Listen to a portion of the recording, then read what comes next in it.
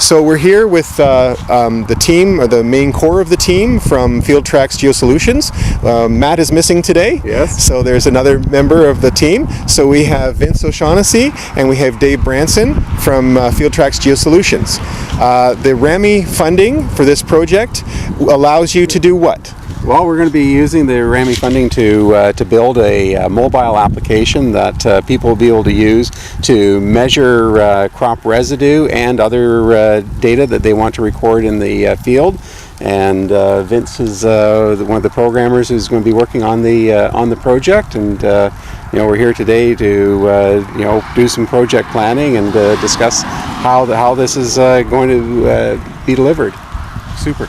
And Vince, with respect to turning this field digital, what are your first impressions being in this soybean field of 2013? What are you thinking? What's going through your mind? Well, I think it's going to be an interesting project how we're going to take all the different elements that we see here and make it into a really good app for the farmers to use in different aspects, including their yield and future considerations of considering the different years that they're going to change their crops around. I think it's going to be quite exciting. Pleased to have Dave Branson from Field Tracks Geosolutions here.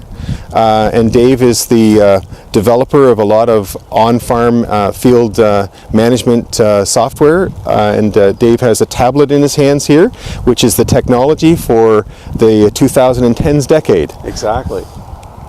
So this particular technology, what would you be using it for this particular app, Dave? Well, we'll be using this to take pictures of the field to determine what the crop residue, estimate what the crop residue left in the field is, and to assist with record keeping in the field. And one of the beauties of this particular technology is that you can take the photos that will be analyzed for the method to determine the crop residue right with the camera. And include the GPS information. So with this technology as well, you can be guided to spots that have yielded differently because the yield monitor data from the previous year can be displayed as a map on this particular machine? That's right, yeah. We'll be able to see the field boundaries and the imagery behind the fields. And the residue on the surface consists of the in-growth position of the corn stalks. You can see down the rows here, and all the cob and stalk material that has been chopped up and descended to the floor. The whole need of doing the app was that it just physically didn't exist before.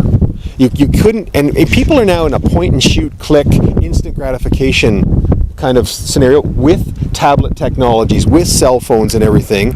And so for people to be able to get uniform analyses done of crop residue measurement, regardless of who you are, what part of the province that you're in, those are very important things.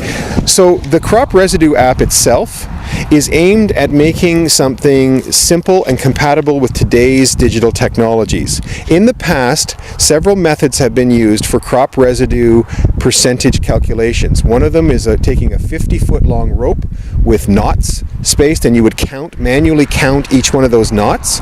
Another method is a photographic method, where people would compare their crop residue to a variety of photos. Dave, how much residue do you think is in this field?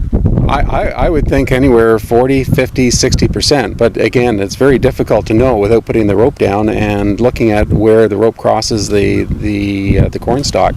With the type of application that we're talking about today, we're going to be using essentially image analysis techniques to determine the crop and what is bare soil.